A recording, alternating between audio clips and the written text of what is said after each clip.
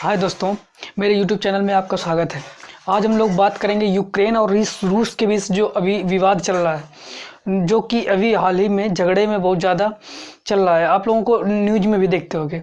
तो हम लोग आज उस बारे में नहीं बात करेंगे कि झगड़ा अभी इस वक्त, फिलहाल ये भी बात करेंगे कि इस वक्त क्यों हो रहा है, और ये बात करेंगे कि ये झगड़ा कब से चला आ रहा है, क्यों चला आ रहा है। तो हम लोगों को जाना पड़ेगा इसके 70 साल पहले। तो इस लगभग 70 साल के पहले, इसका मतलब 1945 में दोस्तों, जब ये जो रूस है और यूक्रेन एक यूएसआर का संगठन था। यूएसआर का मतलब होता है सोवियत संघ, यानी कि सोवियत संघ के एक साथ कई देशों का एक संगठन था। जैसे कि अपना भारत पे पहले अफगानिस्तान, पाकिस्तान और ये बांग्लादेश सब एक थे। अब ये कुछ दिन बाद बंटवारा हो गया तो अलग अलग हो गए। उसी प्रकार ये भी सोवियत संघ के सब पार्ट थे, जिनमें से कि सबसे बड़ा क्या था, रूस, और ये यूक्रेन भी उसका पार्ट था। इनमें यूएसआर में टोटल 15 देश थे। तो 15 देशों में हुआ क्या, जैसे ही सेकेंड वर्ल्ड वॉर यानी कि 1945 में ख़त्म हुआ, तो अमेरिका ने क्या किया कि इस पे कोल्ड वार किया। यानी कि कोल्ड वार का मतलब होता है दोस्तों शीत युद्ध। शीत युद्ध का मतलब ये होता है कि किसी भी हथियार का प्रयोग नहीं किया जाता, केवल सोशल मीडिया के जरिए उस पर धमकियाँ दी जाती हैं और बातें कही जाती हैं। तो इससे ये एक तरीके का युद्ध भी होता है, लेकिन इस पर किसी भी हथियार का प्रयोग नहीं किया जाता। तो उस समय क्या किया, अमेरिका ने सेकेंड वर्ल्ड वार को, इसको रूस को तोड़ना चाह रहा था। क्योंकि आपको पता होगा अमेरिका और रूस के बीच में बहुत विवादित संबंध रहते हैं। हमेशा कभी भी होता है, हमेशा विवादित रहता है। इसके पहले एक और हुआ था जो कि शीत युद्ध चल रहा था, तो सेकेंड वर्ल्ड वार के बाद से ही चलता रहा। तो अमेरिका ने सोचा कि इसको हम अलग करवा दें।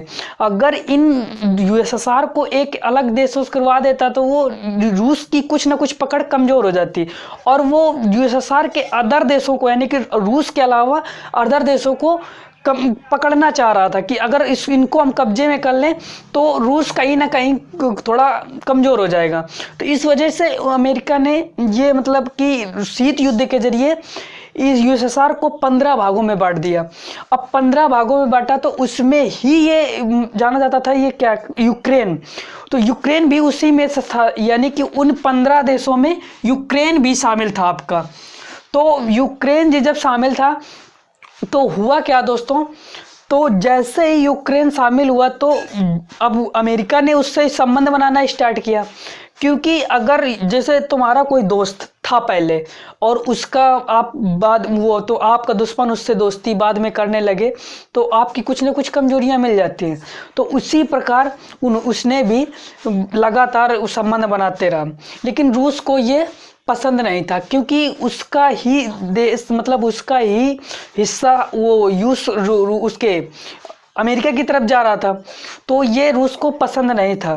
तो उसने क्या किया कि 1991 ये अलग हुए थे यूएसएसआर।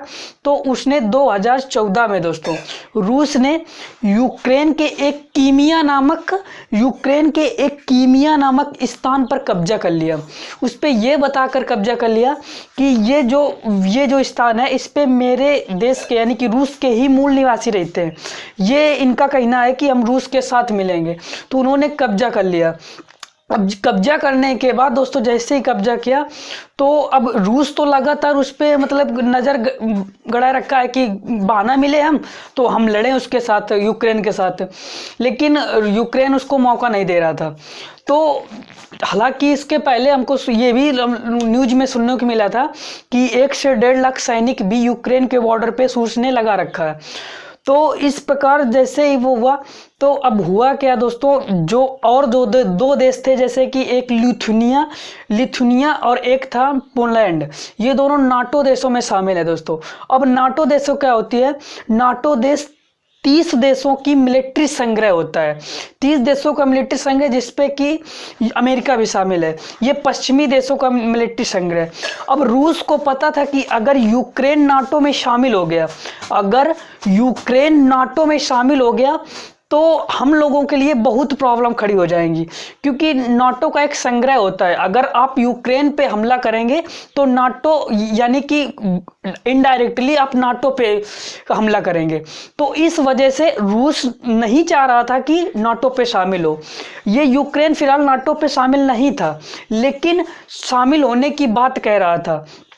तो एक तरीके से रूस डराना भी चाह रहा था, ये टेस्ट भी करना चाह रहा था कि अगर हम यूक्रेन पे अगर हमला करें तो क्या नाटो एक्शन लेगा, नाटो कोई एक्शन लेगा। फिलहाल और नाटो वालों ने एक्शन लिया है, मतलब कुछ ना कुछ बयान दे रहे हैं अभी प्रेजेंट टाइम के इस पे। तो ये दोस्तों नाटो क्या होता है? नाटो होता है नॉर्थ अटलांटिक ट्रीटी ऑर्गेनाइजेशन, यानी कि जो भी पश्चिमी देशों की जो भी ये इसके संग्रह 30 देशों के मिलिट्री संग्रह होता है। ये अगर एक देश इसकी किसी भी एक देश को आप सदस्य के किसी भी एक देश को आप नुकसान पहुंचाएंगे तो ये सब एक साथ मिल के लड़ाई करते हैं। इस पे कहीं ना कहीं अमेरिका भी नाटो के साथ यूक्रेन के साथ हो जाता है। तो इस वजह से अमेरिका को प्रॉब्लम थी दोस्तों। तो ये इसकी पीछे की कहानी है दोस्तों। इस प्रकार अभी जो प्रेजेंट टाइम में चल रहा है, तो आज की खबर दिखाया जा रहा है कि जो अपने देश के प्रधानमंत्री हैं, कम से कम 20 से 25 मिनट वार्तालाप भी हुई है रूस के राष्ट्रपति से। तो उन्होंने बताया है कि अभी फिलहाल बयान आया है रूस का कि वो लोग कह रहे हैं कि हम बात करेंगे उनसे, जो भी वो यूक्रेन के राष्ट्रपति हैं। तो दोस्तों इस प्रकार हम लोगों ने इसको जान लिया कि ये है दोस्तों। इस प्रकार आप लिख भी सकते हो 1945 में सेकेंड वर्ल्ड वार हुई थी। इसके बाद 1945 से 1991 का शीत युद्ध, हमने शीत युद्ध बता दिया जिसे कोल्ड वार बोलते हैं, यानी कि इस पर किसी भी हथियार का इस्तेमाल नहीं किया जाता। इसके बाद यूएसआर को 15 देशों में विभाजित कर दिया गया, उन्हीं में से एक यूक्रेन भी था, हमने ये भी बता दिया। इसके बाद हमने बताया रूस ने 2014 में क्रीमिया नामक स्थान कब्जा कर लिया, जो कि यूक्रेन का था। पहला पार्ट किसका था? यूक्रेन का। फिर इस युद्ध का कारण यूक्रेन को नाटो देशों में शामिल होना, यानी कि रूस नहीं चाह रहा कि यूक्रेन नाटो देशों में शामिल हो। और इसके बाद ये नाटो का शब्द होता है नाटो, यानी कि नॉर्थ अटलांटिक ट्रीटी ऑर्गेनाइजेशन। इसमें 30 देश शामिल होते हैं। अगर दोस्तों बोलोगे तो हम लोग एक इस पे स्पेसिफिक वीडियो बना देंगे नाटो पे। Thank you.